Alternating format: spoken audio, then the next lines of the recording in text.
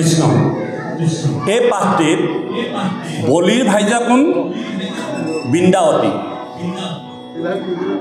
বৃন্দাৱতী আমাৰ আইসকল ইমান ভক্তি স্বৰূপা চাব দেই আমাৰ বাপসকলে কেতিয়াবা কেতিয়াবা ইফাল সিফাল হ'লেও কিন্তু আইসকল ইফাল সিফাল নহয় আৰু বৰ্তমান সময়ত নামঘৰবিলাকত আইসকলৰ সংখ্যা বাঢ়িছে এইটো শুভ লক্ষণ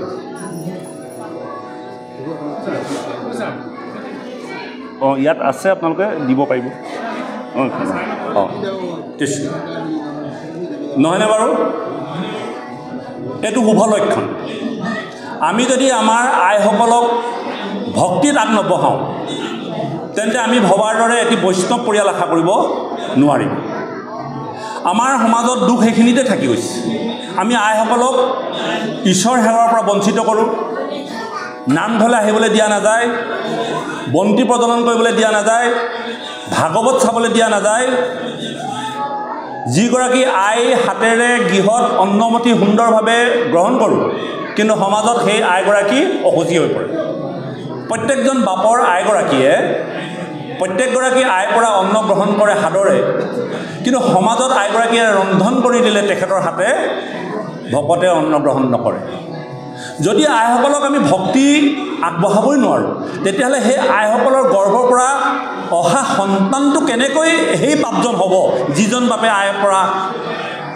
অন্নমুঠি গ্ৰহণ নকৰে প্ৰত্যেকজন বাপটো আই গৰ্ভৰ পৰাই আহিছে নহয় জানো আজি বলিয়ে তেওঁ মদগৰ্ভত অহংকাৰী হৈ নাগপাশত বন্ধ হওঁতে সেই নাগপাশৰ পৰা মুক্তি পাবৰ কাৰণে কোনে স্তুতি কৰিছে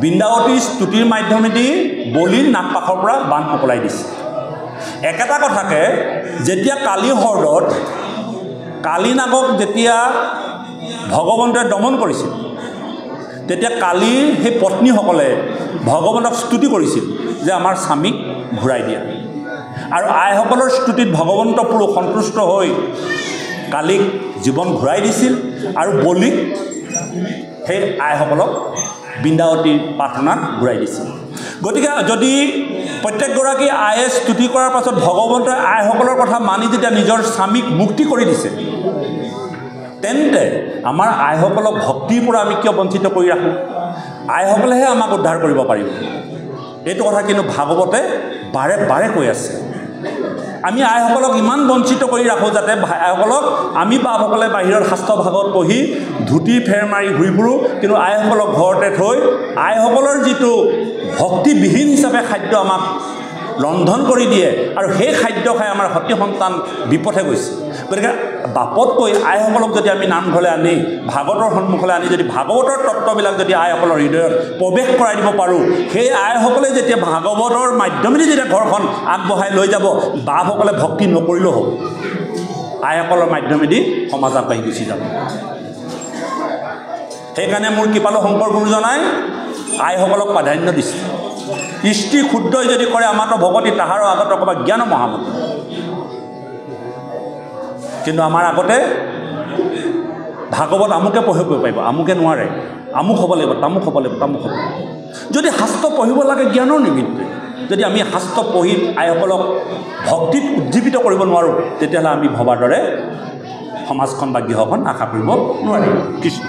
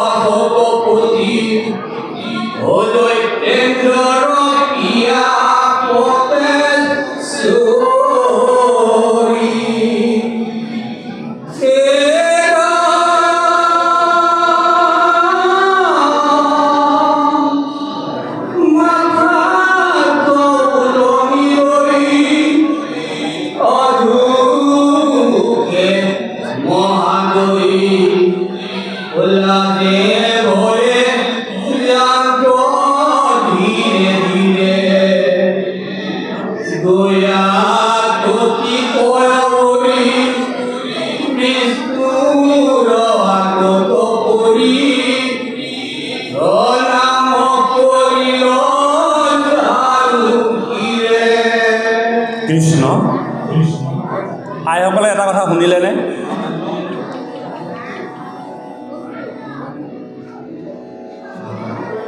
মাথাটো উৰণি লৈ অধুমুখে মহাদয় লাজে ভয়ে জান্ত ধীৰে ধীৰে গয়া কতি পয় ভৰি বিষ্ণুৰ আগত পৰি প্ৰণাম কৰিল জানো শিৰে। বলিৰ ভাৰ্যা বৃন্দাৱতী অসুৰৰ পত্নী। আজি ভগৱন্তৰ ওচৰলৈ যাওঁতে তেওঁ মূৰত উৰণিখন লৈ গৈছে। উৰণিখন আমাৰ অসমীয়া সংস্কৃতিৰ আধ্যাত্মিক জগতৰ এক বিশেষ বস্ত্ৰ, লোকাচাৰ। আমি যেতিয়া বিবাহ কাৰ্য কৰোঁ, আইগৰাকীক সেইদিনা আমি উৰণিখন ইমান সুন্দৰকৈ টানি দিয়া হয়। আৰু এতিয়া বৰ্তমান সময়ত সেইদিনাই যি উৰণি ল'লে, তাৰ পাছত আজি আধুনিক যুগৰ বোৱাৰীসকলে, সকলো নহয় দেই, কিছু লোকে উৰণি ল'বলৈ বৰ টান পায়। তো উৰণি কিয় ল'ব লাগে, এই কথাটো যদি আমি জানো, বা উৰণিৰ মাহাত্ম্য কি, কিয় আমাক উৰণি ধাৰ দিলে? আইসকলে যেতিয়া বৰ বিয়া পাতে, আইসকলক বা কইনাগৰাকীক এটা ফুট দিয়ে, নহয়নে বাৰু? দুটা ফুট দিয়ে, এটা শিৰত, এটা কপালত। শিৰত দিয়া ফুটটোৰ নামটো জানে নি? কি নামেৰে দিয়া হয়? মই আইসকলকে সুধিছোঁ। আইসকলে সেন্দুৰ লৈয়ে থাকে। শিৰত যিটো ফুট দিয়ে, লয়, নামটো জানে নি?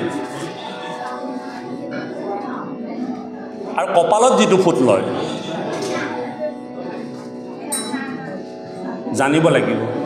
বহু আয়ে সেন্দুৰ লৈ লৈ বুঢ়ী হৈ ঢুকাই গ'ল, শিৰত লোৱা সেন্দুৰৰ ফুটটোৰ নামটো কিন্তু নাজানিলে। আজিকালি হয়তো বহুতে জানিব পাৰে, বিভিন্ন ভাগৱত চৰ্চা হৈ আছে। কপালত লোৱা ফুটটোৰ নাম নজনাকৈ আইসকল ঢুকাই গ'ল। শিৰত লোৱা সেন্দুৰৰ ফুটটো গুৰুক স্মৰণ কৰি লোৱা হয়। সেই গুৰু কোন? আইসকলে স্বামী গুৰুৰ মাধ্যমেদি ঈশ্বৰক দৰ্শন কৰিব লাগিব। এই তত্ত্বটো কেনেকৈ আহিলে?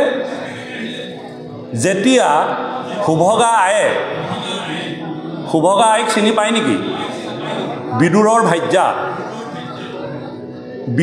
ভাৰ্যা সুভগা। বিদুৰ হস্তিনাপুৰ ৰাজসিংহাসনৰ মহামন্ত্ৰী, অৰ্থাৎ ধৃতৰাষ্ট্ৰৰ ভায়েক, দাসীৰ পুত্ৰ। এই বিদুৰে হস্তিনাপুৰ ৰাজসিংহাসন ছত্ৰপতিৰ ৰাজসিংহাসন, অৰ্থাৎ অকলে আজিৰ শুদ্ধ ভাৰতখন নহয়, একেবাৰে সেই আৰৱ দেশলৈকে বাঢ়ি থকা পৃথিৱীখন, সমগ্ৰ শশাগৰা পৃথিৱী হস্তিনাপুৰ ৰাজসিংহাসন। সেই ৰাজসিংহাসনত ধৃতৰাষ্ট্ৰ মহাৰজা আৰু ভাতৃ বিদুৰ পাণ্ডৱ ইতিমধ্যে ঢুকালে। মহামতী বিদুৰ মহামন্ত্ৰী। কিন্তু মহামন্ত্ৰী হোৱাৰ পাছতো বিদুৰৰ ঘৰত শুবলৈ এখন বিচনা নাই। সুভগা আয়ে একবস্তা হৈ থাকে, এখন তিয়ালে আৰু এখন পিন্ধিবলৈ নাই। একেখন বস্ত্ৰৰে পিন্ধেও উৰণিও লয়, একেধৰণে থাকে। ইমানেই দৰিদ্ৰ অৱস্থা। কিয়? হস্তিনাপুৰ ৰাজসিংহাসনৰ এজন মহামন্ত্ৰী হোৱাৰ পাছত ইমান দৰিদ্ৰতা কিয় গ্ৰহণ কৰিলে? বিদুৰ এনে এক মহামতী বুলি কোৱা হয়, 6জন ভকতৰ ভিতৰত বিদুৰক স্থান দিয়া হৈছে। কুৰুক্ষেত্ৰত যুদ্ধ হোৱাৰ আগে আগে বিদুৰে হস্তিনাপুৰ ত্যাগ কৰি গুচি গ'ল। সেই বিদুৰে হস্তিনাপুৰ ৰাজসিংহাসনৰ ৰাজভঁৰালৰ পৰা কোনো ধৰণৰ খাদ্য গ্ৰহণ কৰা নাছিল। কিহৰ কাৰণে? পাপ দ্বাৰা অৰ্জন কৰা অন্ন বিদুৰে গ্ৰহণ নকৰে। আজি আমাৰ সমাজবিলাকত, পৰিয়ালবিলাকত দুখ হোৱাৰ অন্য এটা কাৰণ হ'ল, আমি য'ৰ পৰা অন্ন সংগ্ৰহ কৰিছোঁ সেই অন্নৰ স্থলীটো অশুদ্ধ। যেতিয়ালৈকে আমি যি অন্ন খাইছোঁ বা অন্ন গ্ৰহণ কৰিছোঁ, অন্ন উপাৰ্জন কৰা স্থলী যদি পবিত্ৰ নহয়, সেই অন্নৰ দ্বাৰা কেতিয়াও যিমানেই সাধনা নকৰক আপোনালোকৰ পৰিয়াললৈ সুসন্তান নাহিব, বা আপোনাৰ স্বামীজনে বা আপোনাৰ ভাৰ্যাগৰাকীয়ে বা আপোনাৰ পৰিয়ালৰ সদস্যই কেতিয়াও সুস্থ মানসিকতা আগবঢ়াব নোৱাৰিব। কেলে? অন্নত বিকাৰ আছে। মই এটা সৰু কাহিনী ক'ম, যদিও এইটো কাহিনী আছে তাৰ মাজতে ক'ম। কথাবিলাক অত্যন্ত জানিবলগীয়া কথা। আমি যেতিয়ালৈকে খাদ্য সংস্কাৰ কৰিব নোৱাৰিম তেতিয়ালৈকে আমি জীৱনত আধ্যাত্মিক চেতনাই আগবাঢ়িব নোৱাৰিম। এখন গৃহলৈ এজন সাধু গৈছিল। সেই গৃহখন অত্যন্ত ধনী, আৰু সাধুজন যোৱাৰ লগে লগে তেওঁক সন্ধিয়াৰ ভোজন কৰালে, খুব সুন্দৰভাৱে আপ্যায়ন কৰিলে, সেৱা সৎকাৰ কৰিলে। আৰু যিহেতুকে তেওঁ সাধু, তেওঁ নামঘৰ, তেওঁলোকৰ ঘৰত মন্দিৰ আছিল, আৰু মন্দিৰৰ আশে পাশে শয়ন কৰিবলৈ ৰাতিৰ কাৰণে ব্যৱস্থা কৰি দিলে। আৰু সাধুজনে ৰাতি আহাৰ গ্ৰহণ কৰাৰ পাছত ৰাতি শয়ন কৰিলে, কিবা এটা কাৰণত সাৰ পালে, মন্দিৰলৈ চকু দিলে। মন্দিৰৰ যিটো ভগৱন্তৰ মূৰ্তি সোণৰ, আৰু সাধুজনে সোণৰ মূৰ্তিটো দেখি তেওঁৰ মনলৈ চৈৰ্যবৃত্তি আহিল, অৰ্থাৎ চোৰৰ বৃত্তিটো আহিল। তেওঁ ভাবিলে এই সোণৰ মূৰ্তিটো যদি মই লৈ যাওঁ তেতিয়াহ'লে মই ভিক্ষা কৰি থাকিব নালাগে। আৰু ৰাতিয়ে তেওঁ কি কৰিলে, ভগৱন্তৰ সেই সোণৰ মূৰ্তিটো লৈ তাৰ পৰা উদ্ধাৰ হ'ল। ৰাতিপুৱা গৃহস্থ সাৰ পালে, সাধুক জগাবলৈ গৈছে, সাধু নাই। নামঘৰলৈ চালে বোলে ভগৱন্তৰ সোণৰ মূৰ্তিটো নাই। গৃহস্থৰ খং উঠিল। এই যে ভণ্ডামী সাধুসকলে সাধুৰ বেগ ধৰি আহি পেলাই আমাক চুৰ কৰি লৈ গ'ল। গতিকে সাধুসকলক এনেকুৱা তেনেকুৱা বহুত ধৰণৰ গালি গালাজ পাৰিলে। চাৰিওফালে সাধুক বিচাৰিলে, কিন্তু সাধুক তেওঁলোকে নাপালে।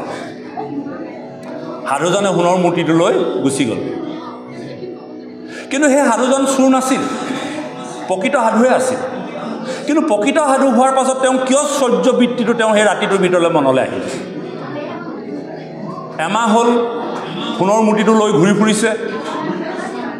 এদিন তেওঁ মনলৈ ভাৱনা আহিল 21 দিনৰ পাছত, যে সোণৰ মূৰ্তিটো কি কৰিব, কিয় মই এই সোণৰ মূৰ্তিটো কোনোদিনে নকৰা কাম এটা কৰিলোঁ। আৰু এমাহৰ পাছত সেই সোণৰ মূৰ্তিটো লৈ সেই সাধুজন সেই গৃহস্থৰ ঘৰলৈ আহিলে সোণৰ মূৰ্তিটো ঘূৰাই দিব। আৰু গৃহস্থ ঘৰে দেখি তেওঁ খং কৰিছে। কিন্তু খং কৰিলেও এটা কথা উপলব্ধি কৰিছে, এজন চোৰে চুৰ কৰি নিয়াৰ পাছত আকৌ সেই বস্তুটো জানো ঘূৰাই দিবলৈ আহে? গৃহস্থ ঘৰে উপলব্ধি কৰিছে, নিশ্চয় কিবা এটা কাৰণ আছে।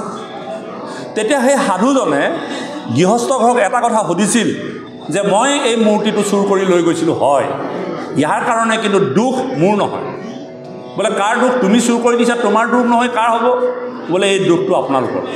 মোক এটা কথা কওকচোন, যিদিনা ৰাতি আপোনালোকৰ ঘৰত মই অন্ন খাইছিলোঁ, সেই অন্নমুঠি আপোনালোকৰ অন্ন আৰ্জনৰ চ'চবিলাক কওকচোন। আৰু ইতিমধ্যে মই জানিছোঁ আপোনালোকে যি অন্ন সংগ্ৰহ কৰিছে আপোনালোকে বক্ৰ পথেৰে, অৰ্থাৎ ঠগ প্ৰবঞ্চকৰ মাজেদিহে, তেওঁ এজন সাংঘাতিক ডাঙৰ ঠিকাদাৰ, তেওঁ বিভিন্ন অন্যায় পথেৰে সংগ্ৰহ কৰি অনা ধন টকা পইচা দ্বাৰা সেই অন্ন সিদ্ধ কৰি খুৱাইছিল। আৰু সেই অন্ন সিদ্ধ কৰি খোৱাৰ কাৰণে ৰাতিটোৰ ভিতৰতে সেই অন্নই ক্ৰিয়া কৰিলে। আৰু অন্যই ক্ৰিয়া কৰাৰ কাৰণে তেওঁ মনলৈ সেই চৌৰ্যবৃত্তিটো আহিলে, আৰু গতিকে তেওঁ কি কৰিলে, সেই মূৰ্তিটো লৈ গ'ল। আৰু 21 দিনলৈকে আমাৰ অন্নবিলাক যে আমি খাওঁ, 21 দিনলৈকে ক্ৰিয়া কৰে। আমাৰ সাত ধাতু সৃষ্টি হয় 21 দিনলৈকে এই কামখিনি হয়। আজি গাখীৰ খালে বুলি আজি আপুনি শকত হৈ নাযায়, আজি আপুনি ঘিউ খালে বুলি আজি আপোনাৰ মগজ বাঢ়ি নাযায়। এই খাদ্যবিলাক আমাৰ 21 দিনৰ পাছতহে ক্ৰিয়া কৰে, 21 দিনলৈ। সেইকাৰণে আমি এমহীয়া যে ব্ৰত কৰোঁ বা এমাহলৈকে যে আমি নীতি নিয়ম পালন কৰোঁ, ইয়াৰ অৰ্থ নথকা নহয়। গতিকে 21 দিনৰ পাছত যেতিয়া মোৰ সেই অসৎ চিন্তাৰ খাদ্য মোৰ শৰীৰৰ পৰা ওলাই গুচি গ'ল, আৰু মোৰ মনলৈ কি আহিলে, সৎ ভাৱনা আহিলে, সৎ চিন্তা আহিলে, পুনৰ মোৰ আকৌ সেই সৎ ভাৱনা অহাৰ কাৰণে মই পুনৰ এই মূৰ্তিটো আপোনালোকক ঘূৰাই দিবলৈ আহিলোঁ। গতিকে আমি যেতিয়ালৈকে খাদ্যৰ সংস্কাৰ কৰিব নোৱাৰিম তেতিয়ালৈকে কিন্তু আমি যিমানেই সাধনা কৰিলেও আমি কিন্তু তাৰ পৰা উপকাৰ পাব নোৱাৰিম। সেই অসৎ চিন্তাৰে, অসৎ ভাৱনাৰে অনা খাদ্য খালে আমাৰ তেজ বীৰ্য অসুচি হৈ যায়। গতিকে বিদুৰে কংসৰ পাপমতিৰ দ্বাৰা আহৰণ কৰা সেই পাপান্ন কিন্তু বিদুৰে গ্ৰহণ কৰা নাছিল। তেওঁ দৰিদ্ৰ হৈ খুজি মাগিয়ে তেওঁ অন্ন গ্ৰহণ কৰিছিল। অন্যহাতে ভীষ্ম এজন মহাভাগৱত হোৱাৰ পাছতো তেওঁ 54 দিন শৰশয্যাত পৰি সেই শৰৰ দ্বাৰা যিবিলাক তেজ নিগৰি ওলাই গুচি গ'ল, সেই 54 দিনৰ পাছত ভগৱন্তৰ চৰণৰ শৰণাপন্ন হৈছিল ভীষ্ম। তেতিয়া ভীষ্মই ভগৱন্তক কৈছিল যে মোৰ ইতিমধ্যে দুৰ্যোধনৰ যি পাপান্ন খাই মোৰ তেজ হৈছিল, যিটো তেজৰ কাৰণে মোৰ ভাতৃসকলৰ বিৰুদ্ধে হস্তিনাপুৰৰ ৰাজসিংহাসনৰ কাৰণে মই যুদ্ধ কৰিছিলোঁ, ইতিমধ্যে মোৰ সেই তেজ মোৰ শৰীৰৰ পৰা ওলাই গৈছে। এতিয়া মোৰ সেই পাপ অন্নৰ দ্বাৰা তেজ নাই। গতিকে হে প্ৰভু ভগৱন্ত, মোৰ চিত নামৰ কন্যাগৰাকী তোমাৰ চৰণত অৰ্পণ কৰিলোঁ। আৰু সেইদিনা ভগৱন্ত পুৰুষে ভীষ্মক তথাস্তু বুলি কৈছে। গতিকে এই ভাগৱতৰ কথাবিলাকৰ মাধ্যমেদি যদি আমি আইসকলক উদ্দেশ্যি কৈছোঁ, যদি আমাৰ অন্নটো যদি সংস্কাৰ নাথাকে, তেতিয়াহ'লে আমি কেতিয়াও সতি সন্তান সুন্দৰ কৰিব নোৱাৰিম। আমি গৰ্ভৰ পৰাই সন্তানক খাদ্যৰ সংস্কাৰ দিব লাগিব। আৰু খাদ্য সংস্কাৰৰ কাৰণে সেই বিদুৰে কোনো ধৰণৰ অন্ন কৌৰৱৰ ৰাজভঁৰালৰ পৰা গ্ৰহণ কৰা নাছিল। আৰু এই শুভগাক যে বিয়া কৰালে, যেতিয়া তেওঁ ঘৰত আছিল তেতিয়া তেওঁ কৃষ্ণকে আৰাধনা কৰিছিল। তেওঁ কৃষ্ণকে স্বামী হিচাপে পাবলৈ আশা কৰিছিল। আৰু যিদিনা বিদুৰে শুভগা আইক বিবাহৰ প্ৰস্তাৱ দিছিল, তেতিয়া শুভগা আয়ে ঘৰত কৈছিল যে মই ইতিমধ্যে এজন স্বামীক বৰণ কৰিছোঁ। এগৰাকী আয়ে এজন স্বামীক বৰণ কৰাৰ পাছত দ্বিতীয়জন স্বামীলৈ বিবাহ হ'ব নোৱাৰে। সমাজ আৰু গৃহখনে সুধিলে যে আই, তুমি কোনগৰাকী স্বামীক তুমি স্বামী হিচাপে পাবলৈ ইচ্ছা কৰিছা? তেতিয়া কৈছে যে মই জগতৰ গুৰু ভগৱন্ত কৃষ্ণক মই স্বামী হিচাপে পাব বিচাৰোঁ। তেতিয়া সমস্ত গৃহস্থ আৰু সমাজে কৈছিল যে তুমি ভগৱন্তক স্বামী হিচাপে পাবলৈ হ'লে পোনপটীয়াকৈ নাপাবা, সেই গাখীৰ বাতি নিচিনাকৈ। তেতিয়া ক'লে যে তুমি এজন বিষয় স্বামী গ্ৰহণ কৰিব লাগিব, আৰু সেই বিষয় স্বামীৰ জৰিয়তেহে তুমি ভগৱন্ত পুৰুষক স্বামী হিচাপে পাবলৈ সক্ষম হ'বা।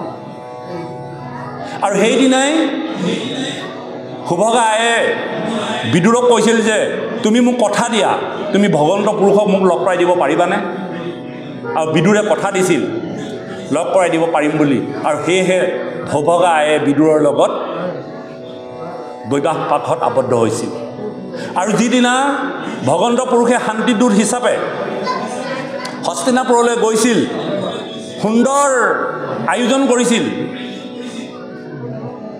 একেবাৰে সিংহৰ দুৱাৰৰ পৰা কাৰ্পেট পাৰিছিল, যিহেতুকে দ্বাৰকাৰ ৰজা ভগৱন্ত পুৰুষ, পাণ্ডৱ আৰু কৌৰৱসকলৰ মাজত যুদ্ধ হ'ব। শান্তিদূত হিচাপে গৈছে, পাৰিলে যুদ্ধখন নোহোৱাকৈ সিদ্ধান্ত কৰিব পাৰি নেকি।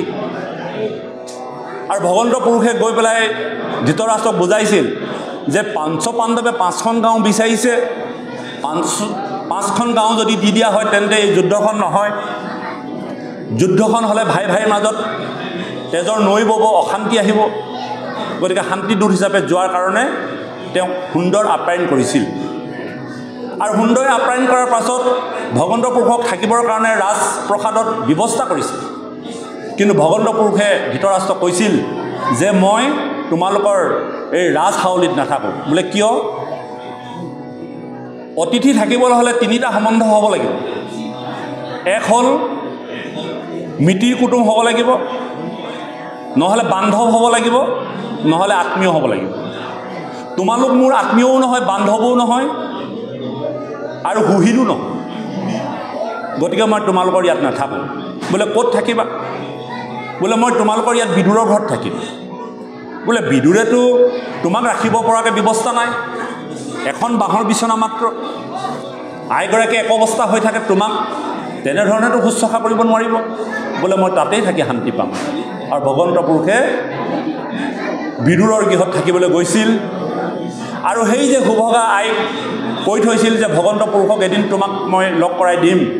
আৰু সেইদিনা শুভগা আয়ে ভগৱন্তক সন্মুখত পায়, দিবলৈ থ'বলৈ একো নাই, শুবলৈ আনকি বিচনা এখনো নাই, মাত্ৰ কল কেইটামান আছিল।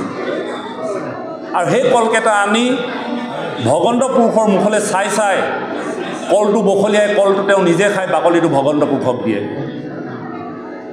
আৰু ভগৱন্ত পুৰুষে পৰম তৃপ্তিৰে বাকলিখিনি খাই আছে, জগতৰ গুৰু ভগৱন্ত পুৰুষ। আৰু বিদুৰে সেই কাৰ্য দেখি অত্যন্ত দূষিত হৈছে, বাৰে বাৰে শুভগাক বাধা দিবলৈ যায়। আৰু ভগৱন্ত পুৰুষে বিদুৰক কয় যে তুমি একো নকৰিবা, মোৰ পৰম ভক্তই মোক আদৰে শ্ৰদ্ধাৰে যি বাকলি মোক প্ৰদান কৰিছে, ইয়াতে মই অমিত হিচাপে পাণ কৰিছোঁ, যিটো মোৰ লক্ষ্মীয়েও এনেধৰণৰ অন্ন মোক দিয়া নাই। গতিকে শ্ৰদ্ধা ভক্তিৰে সেই শুভগা আয়ে ভগৱন্ত পুৰুষক সেই কল নিবেদন কৰিছিল। গতিকে আপোনাভাৱে আইসকলে ভগৱন্তক পাবৰ কাৰণে এজন বিষয় স্বামী লাগিব আৰু সেই বিষয় স্বামীজনৰ গুৰুৰ নামতে আপোনালোকে শিৰৰ সেন্দুৰকণ লোৱা হয় আৰু কপালত লোৱা ফুটটো হ'ল কৃষ্ণদেৱ। এতিয়া যে আপোনাভাৱে গুৰুক শিৰত তুলি ল'লে, আপোনাভাৱে আপোনালোকৰ নামঘৰলৈ কেতিয়াবা গুৰুসকল আহে নাহে নাজানো, গুৰুসকল আহিলে এটা ছাতি ধৰি আহে, নহয়নে বাৰু? কোনোবা এজন ভকতে ছাতি ধৰি আহে। আজি ইয়াত চন্দ্ৰতাপ দিলে, কিয় দিলে? মহাভাগৱত গুৰু আমাৰ বৈকুণ্ঠ, তাত আমাৰ চন্দ্ৰতাপ আছে, আৱৰণ আছে, নহয়নে বাৰু?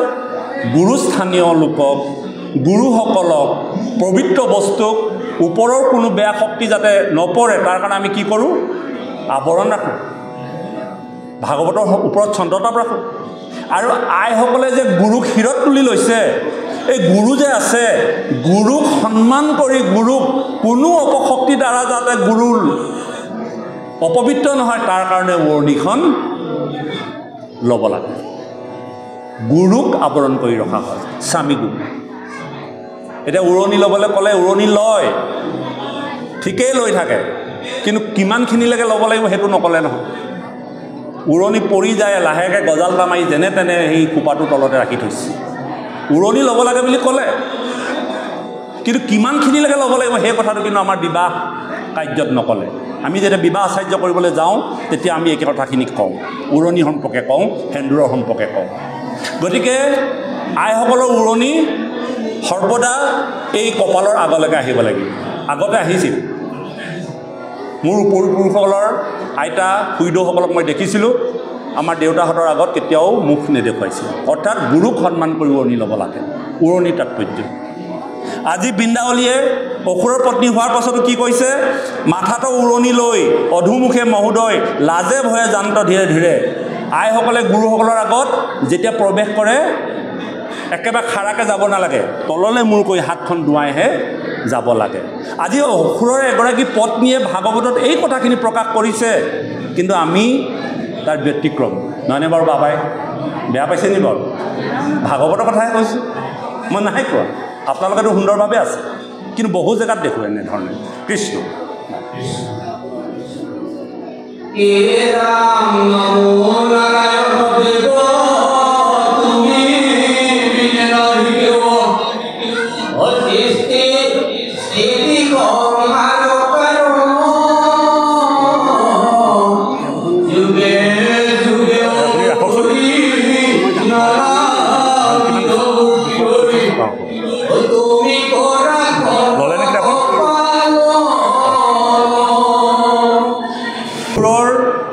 পত্নী বৃন্দাৱলীৰ ভক্তিটো চাওকচোন।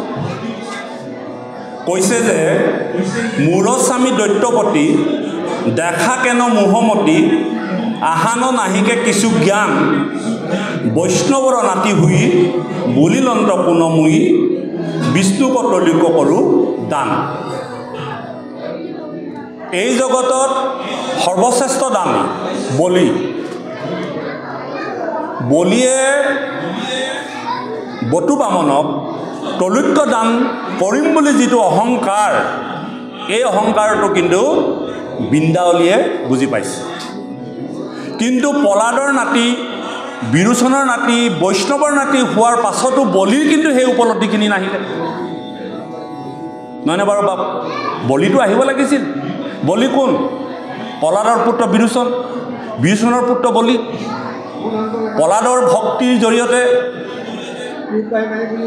গোটেই আপোনাৰ ভগৱন্তক নমাই আনিলে, এটা খুটাত স্তম্ভত দেখুৱাই দিলে, তেনে এজন মহাবৈষ্ণৱৰ নাতি।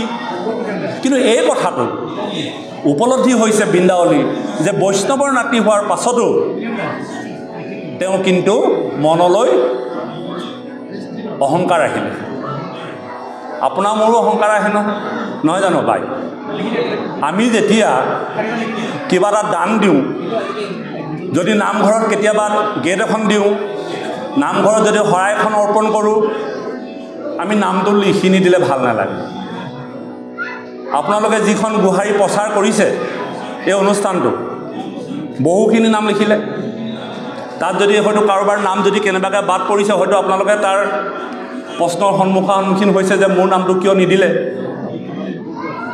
আপোনালোকৰ হয়তো নাই হোৱা চাগে কিছু কিছু জেগাত আমি সভা সমিতিবিলাক পাতিলে কেনেবাকৈ যদি নামটো দিয়া থাকি গ'ল লাগিলে অনুষ্ঠানলৈকে নাহিব লাগিলে তেওঁৰ লগতে আৰু 10জনমান সংগী লগাই এটা ফৈদ পাতি বিৰূপ ভাৱ প্ৰকাশ কৰিলে আমি নামক লৈ মৰি আছোঁ আজি আমাৰ এই অনুষ্ঠানৰ মাধ্যমেদি এই অষ্টম স্কন্ধৰ বলিচনলৰ মাধ্যমেদি এই কথাখিনিকে আমাক বুজাব বিচাৰিছে যে বলি পলাদৰ নাতি হোৱাৰ পাছতো এজন জ্ঞানন্ত হোৱাৰ পাছতো তেওঁ কিন্তু যশস্যা যে মই সকলো দিব পাৰোঁ ভগৱন্ত পুৰুষক এই কথাখিনি কোৱাৰ যিটো অহংকাৰ আজি সেই অহংকাৰটো কিন্তু বৃন্দাৱলীয়ে ক্ষমা খুজিছে ভগৱন্তৰ চৰণত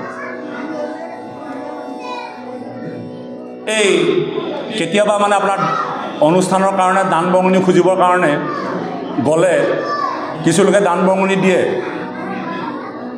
এই কেতিয়াবা আপোনাৰ ফেন খোজা হয় বোলে নামঘৰত বাপ আপুনি ফেনকে এখন দিবচোন গৰমত ভকতসকলে বৰ কষ্ট পায় বোলে আপুনি সকলো খুজিব দেই বোলে মোক ফেনখন নুখুজিব বোলে কিয় বোলে ফেনখনত যদি নামটো লিখি থওঁ যেতিয়া ফেনখন ঘূৰি থাকিব মোৰ নামটোতো কোনো পঢ়িব নোৱাৰিব মই যে সেই বস্তুটো দিছোঁ কোনে গম পাব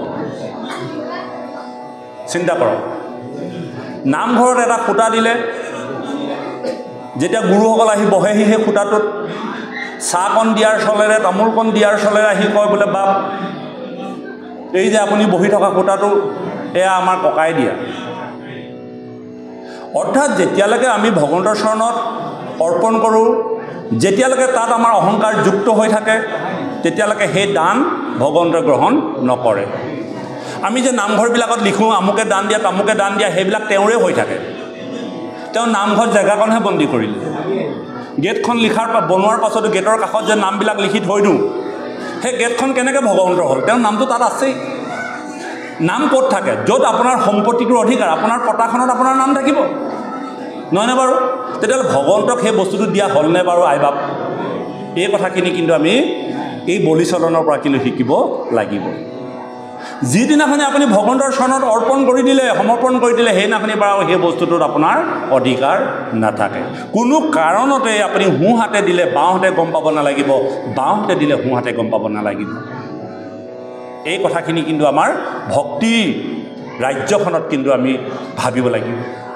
আপুনি দিয়ক যিমান দিব ঈশ্বৰৰ ঘৰলৈ সিমান আপোনাৰ ভগৱন্তই দিব যদি দ্ৰৌপদীয়ে নিজৰ চাদৰখনৰ এটা টুকুৰা ফালি যদি কৃষ্ণৰ আঙুলিটো বান্ধি দিয়াৰ কাৰণে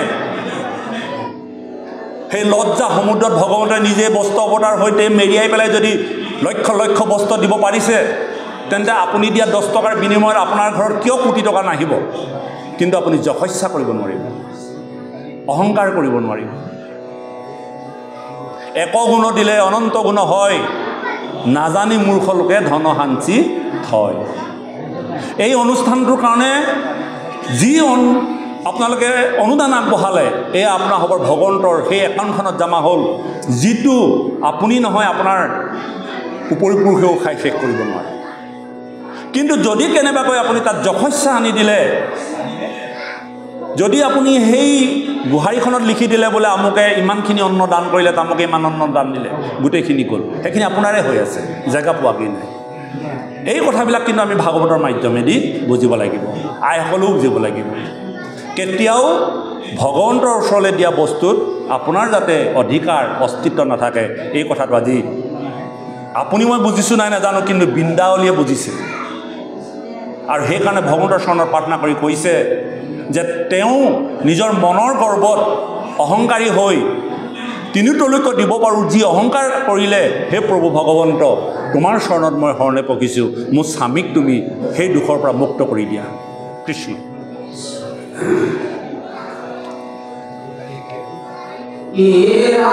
তুমি এন্তে কি দিবাৰো